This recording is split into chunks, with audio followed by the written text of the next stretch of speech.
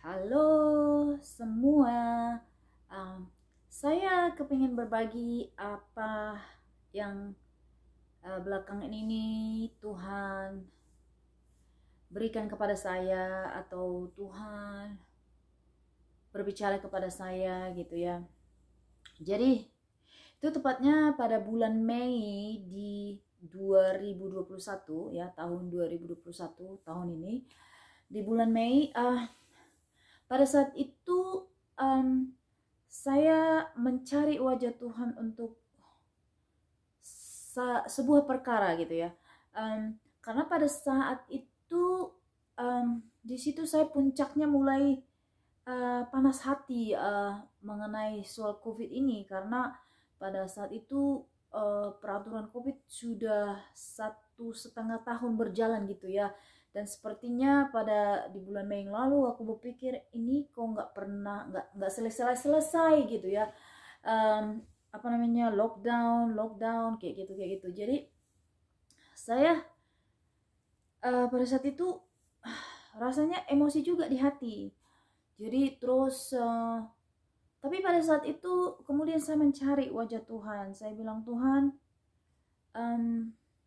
pikiran saya kepingin dipenuhi oleh Tuhan, karena dengan COVID ini saya udah jenuh banget, udah marah.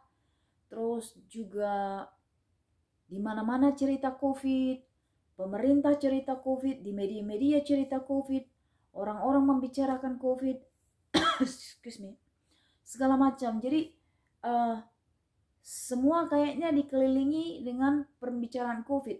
Dan saya berpikir, aduh ini kayak apa ya, punyek itu. Ini di kepala penuh dengan COVID gitu ya. Tapi pada saat itu aku mulai cari wajah Tuhan itu. Jadi selama 2 minggu saya pergi ke gereja itu tiap hari sendiri ya, mau cari wajah Tuhan. Saya bilang, Tuhan, penuhi otak saya, penuhi hati saya, penuhi saya dengan pikiran-pikiranmu Tuhan, dengan perkataanmu.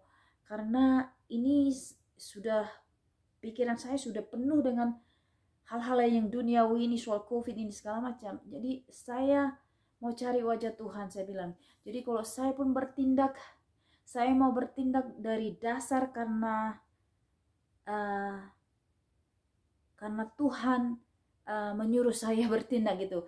Kalau saya bertindak, kalau saya berbicara, kalau apapun, kalau emosi saya pun keluar mengutarakan apa yang dalam, pada saat ini saya mencari wajahmu Tuhan gitu. Saya mau bertindak atas karena kehendak Tuhan gitu, bukan atas karena emosi saya, bukan atas kehendak saya, bukan atas karena saya sudah dongkol dengan COVID ini, tapi saya mau dengar apa katamu Tuhan. Berbicaralah kepada aku gitu ya. Berbicara kepada aku, penuhi pikiranku. Jadi saya setiap hari berdiam diri. Saya nggak berdoa. Maksud saya nggak banyak ngomong. Saya berdiri aja mau coba dengar Tuhan, baca firman Tuhan, seperti itu.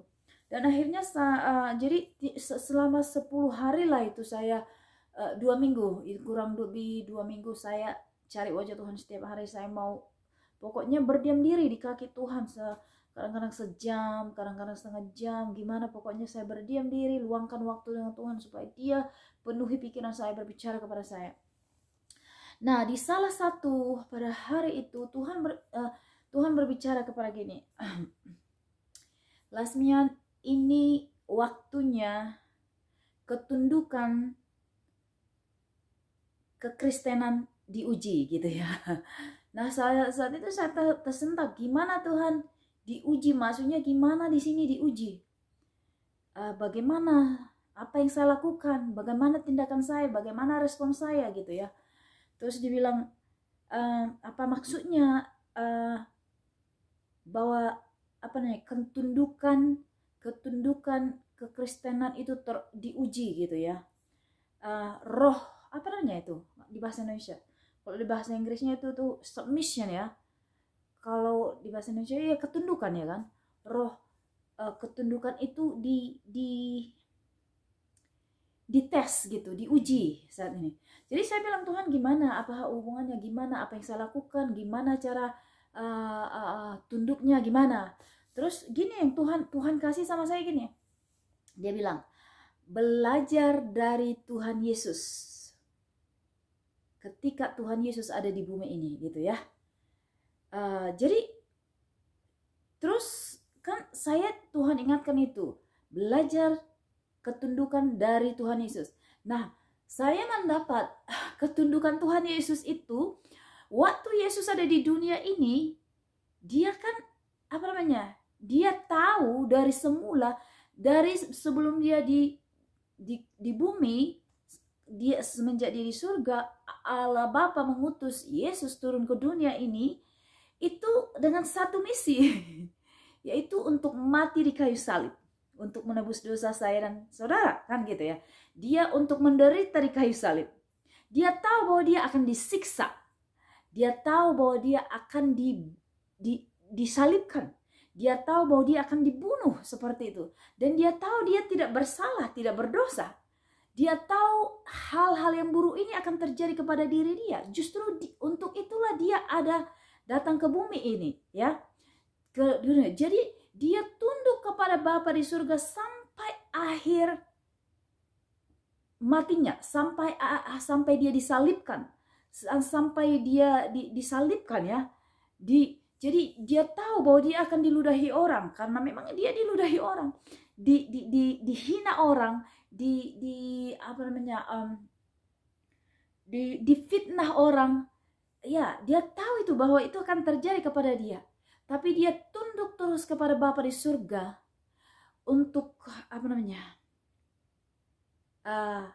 Untuk tetap melakukan, bahwa dia akan tunduk melakukan itu gitu ya.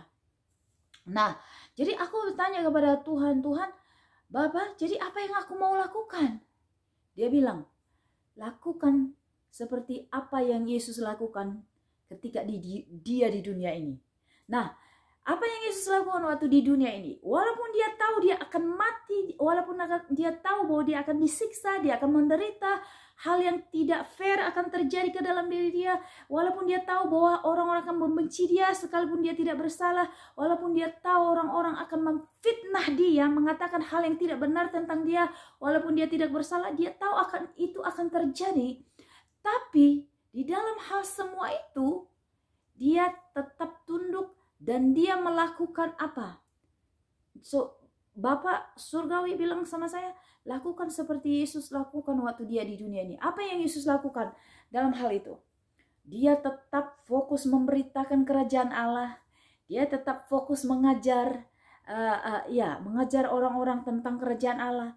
Dia fokus, dia tetap jalankan apa namanya? Dia menyembuhkan orang. Dia menyembuhkan orang-orang sakit.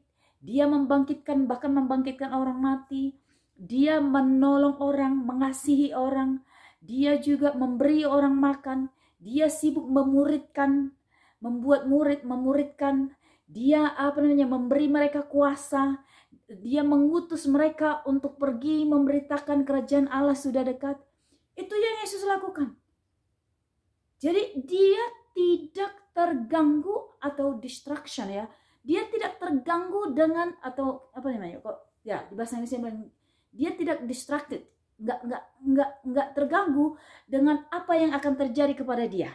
Walaupun dia akan tahu bahwa dia akan mati, bahwa disalibkan, akan dibunuh, akan disiksa, akan dihina orang, tapi dia tetap fokus akan apa yang dia jalani hari demi hari. Sampai hal itu terjadi, sampai dia mati di kayu salib, dia tunduk pada Bapaknya, tapi dia tetap fokus apa yang dia lakukan sebelum itu terjadi. Dia tetap memberitakan kerajaan Allah. Dia melakukan semua itu.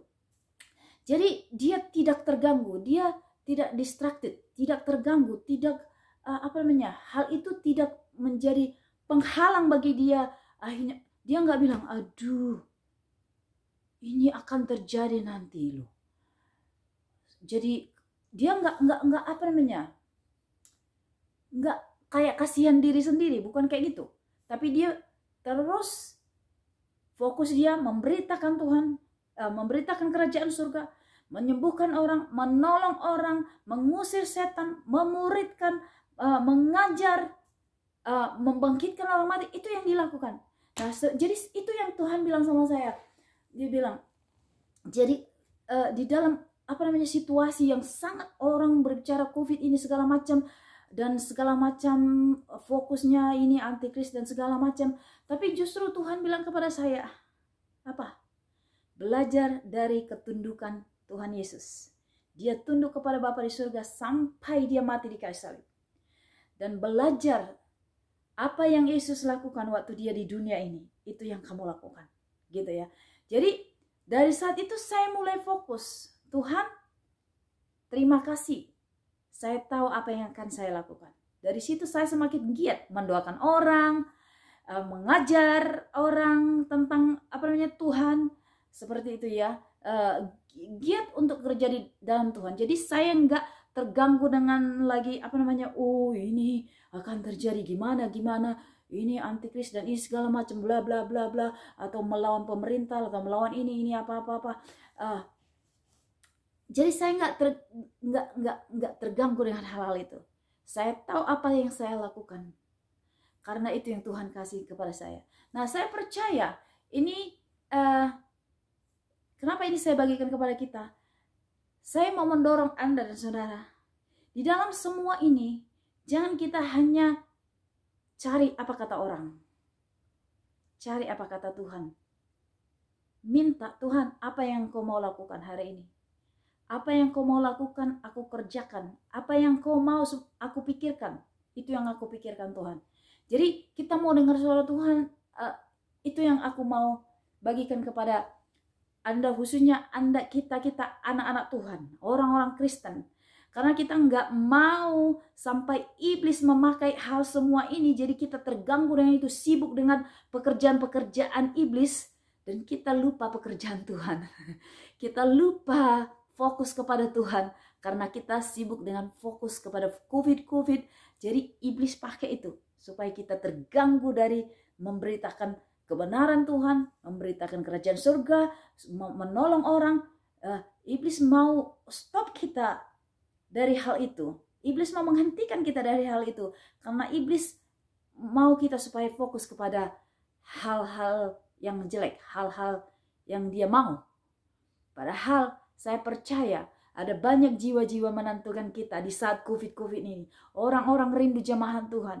Orang-orang rindu kuasa Tuhan. Orang-orang rindu mendengar suara Tuhan. Apa yang mereka mau lakukan? Nah, sebagai anak Tuhan, saya mau dorong Anda dan saya. Mari tanya Tuhan. Tuhan, apa yang kau mau lakukan? Apa yang engkau supaya aku lakukan? Apa yang engkau supaya aku pikirkan? Itu yang aku pikirkan dan itu yang aku lakukan. Amin. Tuhan memberkati saudara. Bye.